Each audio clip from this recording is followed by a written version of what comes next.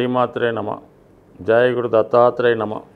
ఈ వీడియోలో మనం మే 1వ తారీఖున మారినటువంటి గురుగ్రహ ప్రభావం వృషభ రాశి వారికి ఏ విధంగా ఉండబోతుంది.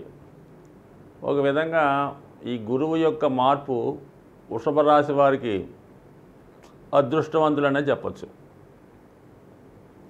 గత సంవత్సర కాలంగా 12వ స్థానంలో ఉన్నటువంటి గురువు జాతకుని కొంతవరకు మరి అవసరమైన ఖర్చు లేనప్పుడు కూడా కొన్ని అధికమైన ఖర్చులు రావడం జరిగింది. మరి ఈ సంవత్సరం గురువు రాశిలోకి ప్రవేశించడం ఒక విధంగా ఇది విద్యార్థులకి, ఆధ్యాత్మిక రంగంలో ఉన్న వాళ్ళకి, జీవితంలో మంచి మార్పు కోరుకునే వాళ్ళందరికీ కూడా ఈ మార్పు చాలా అనుకూలిస్తుంది.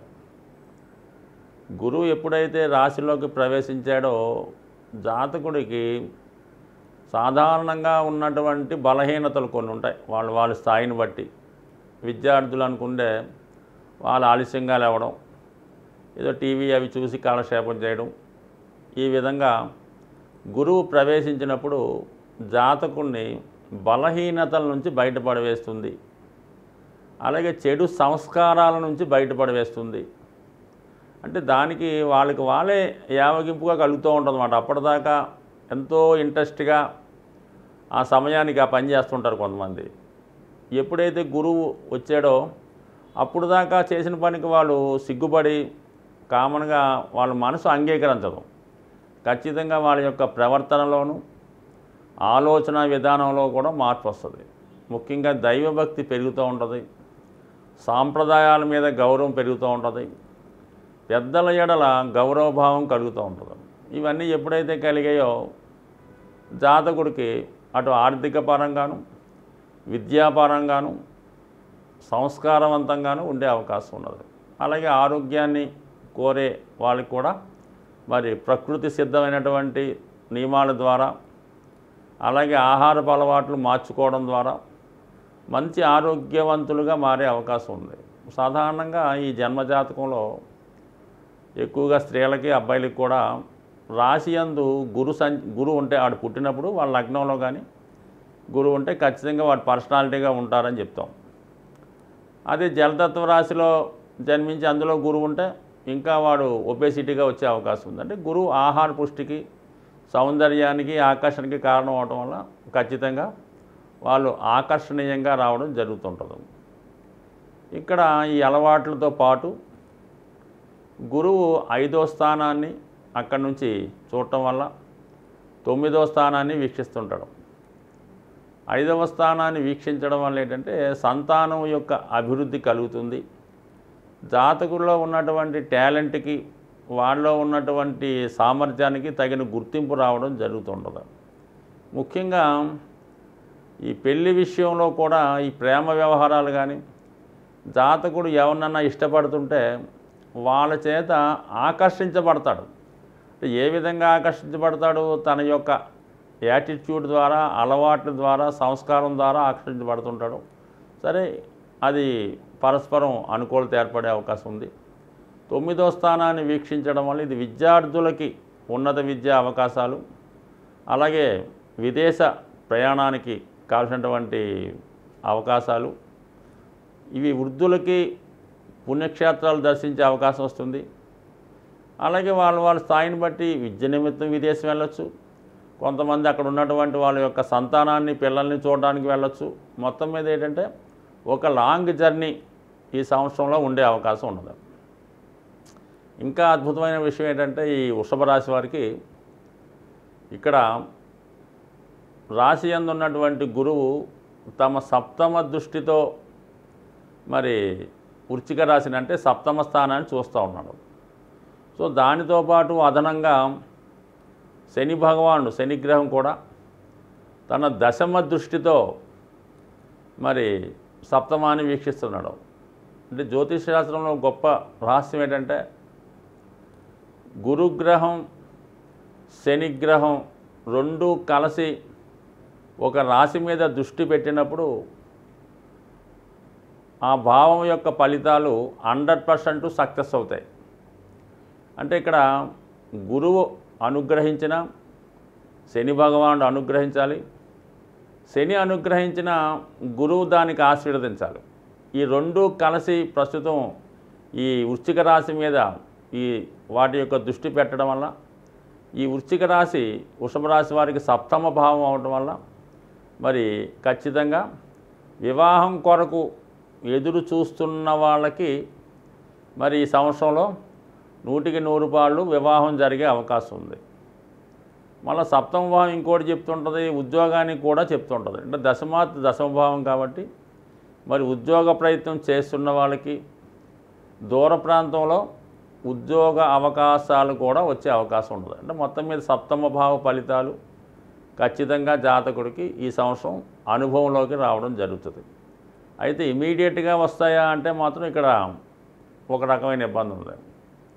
1వ తారీఖు నుంచి మారినటువంటి గురుగ్రహం, అంటే మే 1న మారినట్టు గురుగ్రహం 5వ తారీఖు మే నుంచి జూన్ 3వ తారీఖు వరకు గురుమౌఢ్యం ఏర్పడుతుంది. సో ఈ గురుమౌఢ్యంలో గురువు శుభ ఫలితాలు ఇవ్వలేకపోతుంటాడు, రవికి దగ్గరగా కంబస్ట్ అవ్వడం వల్ల.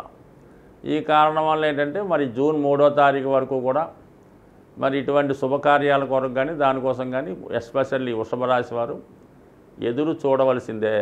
దాని తర్వాత ఖచ్చితంగా వాళ్ళకి సక్సెస్ వస్తుంది. దాని తర్వాత ఏంటంటే రజితమూర్తిగా గురువు ఈ వృషభ రాశి వారికి రావడం జరిగింది. అంటే ఇప్పుడు గురువు రాశి మారినప్పుడు చంద్రుడున్న స్థితిని బట్టి 4 రకాల మూర్తులు నిర్ణయించడం జరుగుతూ ఉంటుంది. స్వర్ణమూర్తి, రజతమూర్తి, లోహమూర్తి, తామ్రమూర్తి అనుకుందాం. రజతమూర్తి అంటే 75% ఫలితాల్ని గురుగ్రహం ఈ వృషభ రాశి వారికి ఇవ్వగలడం. అంటే 100% ఇవ్వడం, బట్ కానీ 75% ఇవ్వడం అంటే చాలా మంచి ఫలితం మరి గురుగ్రహం ద్వారా ఈ రాశి వారికి ఈ సంవత్సరం రావడం జరుగుతుంది. మరి ఈ ఫలితాలన్నీ కూడా జూన్ 3వ తారీఖు తర్వాత రంగవచ్చు. ముఖ్యంగా ఫైనాన్స్ సంబంధించిన సమస్యలు, కుటుంబ విషయాల్లో ఆర్థికపరమైనటువంటి చిక్కాకుల వల్ల, సమయానికి ధనం లేకపోవడం వల్ల అనేక కార్యక్రమాలు ఆగిపోవడం జరుగుతూ ఉంటుంది. మరి ఈ సంవత్సరం ఫైనాన్స్ మరి ధనం సమృద్ధిగా రావడం వల్ల కుటుంబంలో జరగవలసిన కార్యక్రమాలు సంపూర్ణంగా జరుగుతాయి. అలాగే కుటుంబ సభ్యుల మధ్య ఏకీభావం కలుగుతూ ఉంటుంది. వ్యక్తిగతంగా మీ యొక్క వ్యక్తిగత గౌరవం పెరుగుతుంది. సో ఏదైనా మీ యొక్క సామర్థ్యం పెరగడం వల్ల, మీలో కాన్ఫిడెన్స్ పెరగడం వల్ల, దైవత్వం ఉట్టిపడడం వల్ల ఎక్కడికి వెళ్ళినా కూడా మీ యొక్క పనులు విజయవంతంగా పూర్తవుతాయి. అంటే దేనికైనా మనకి దైవబలం అవసరం కాబట్టి గురువు యాక్టివేట్ అయ్యి శుభ ఫలితాలు ఇవ్వాలంటే మీకు విద్య నేర్పిన గురువుని కానీ, అందరికీ గురువైనటువంటి మరి దక్షిణామూర్తిని ఆరాధించడం కానీ, లేదా కృష్ణ భగవాను ఆరాధించడం వల్ల కానీ, మొత్తం మీద ఈ వృషభ రాశి వారు శ్రీకృష్ణుడిని ఆరాధించడం వల్ల ఎక్కువ ఆర్థికపరమైన ఫలితాలు రావడం జ్యోతిష్ శాస్త్ర అనుభవంలో రావడం జరిగింది. సో అందువలన వృషభ రాశి వారు గురుగ్రహ అనుగ్రహం కోసం మరి కృష్ణ భగవానుని పూజించడం, విష్ణు సహస్రనామ పారాయణ చేయడం వల్ల మరి లక్ష్మీదేవి అనుగ్రహం కావాలన్నా కూడా విష్ణు సహస్రనామ పారాయణ చేయవలసి ఉంటుంది. సో ఈ చిన్న టెక్నిక్తో ఈ వృషభ రాశి జాతకులు ఆర్థిక పరంగా ఐశ్వర్యవంతులు అవుతారని ఆశిస్తూ, ఈ వారంలో అంటే మనకి ఫిబ్రవరి 11 నుంచి 17వ తారీఖు మధ్యలో ఒక అద్భుతమైనటువంటి సూర్యభగవానునికి సంబంధించినటువంటి పుణ్యతిథి రాబోతుంది. అదే రథసప్తమి. అంటే సూర్యభగవానుడు తన యొక్క దిశని మార్చుకొని ఇక్కడ నుంచి మీకు చలి తగ్గిపోయి హీట్ పెరగడం జరుగుతూ ఉంటుందన్నమాట. అంటే సూర్యుడు అక్కడి నుంచి నెమ్మదిగా బలవంతుడు అవుతూ ఉంటాడు. సో ఈ విధంగా 16వ తారీఖు ఫిబ్రవరి నెలలో వచ్చే రథసప్తమి కంపల్సరిగా సూర్యగ్రహ అనుగ్రహం కోసం ముఖ్యంగా సింహరాశి వారు, మకర కుంభరాశులు, అలాగే అన్ని రాశుల వారు కూడా సూర్యుని ఆరాధించడం వల్ల సూర్యుని యొక్క అనుగ్రహంతో మిగతా గ్రహాలు కూడా అనుగ్రహించి సరైనటువంటి ఫలితాన్ని ఇవ్వడం జరుగుతుంది.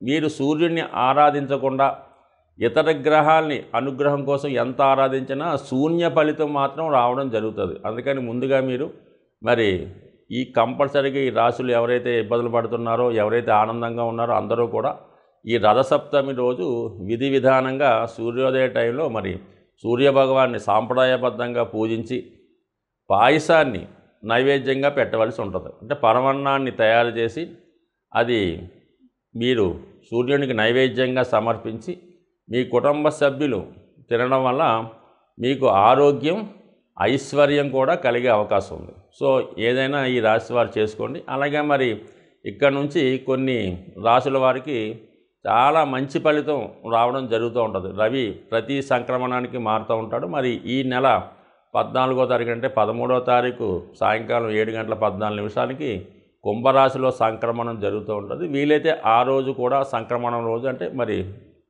14వ తారీఖున విధి విధానంగా ఉపవాసం ఉండి మరి ఆ రోజు నియమంగా ఉపవాసం ఉండడం వల్ల కూడా రవిగ్రహం యొక్క అనుగ్రహానికి పాత్రులయ్యే అవకాశం ఉంది. ఎవరికైతే ఐశ్వర్యం కావాలో, ఎవరికైతే ఆరోగ్యం కావాలో, ఎవరికైతే రాజకీయ పదవి, ప్రభుత్వ ఉద్యోగం కావాలో కంపల్సరీగా వాళ్ళు సూర్యుడిని ఆరాధించడం వల్ల అతి శక్తివంతులై ఎవరి సహాయం లేకుండా మీకు మీరే సాధించుకునే శక్తి సూర్యుని యొక్క అనుగ్రహంతో లభించే అవకాశం ఉంది. అది సింపుల్గా మరి మీరు ప్రతిరోజు సూర్యాష్టకం కానీ, ఆదిత్య హృదయం కానీ, కేవలం ఓం సూర్యాయ నమః అన్న చిన్న మంత్రాన్ని చదువుకున్నా అంటే మనం ఏదైనా భక్తి, శ్రద్ధ, ఇంట్రెస్ట్ తప్ప గంటసేపు మంత్రాలు చదివినా పెద్ద ఉపయోగం ఉండదు.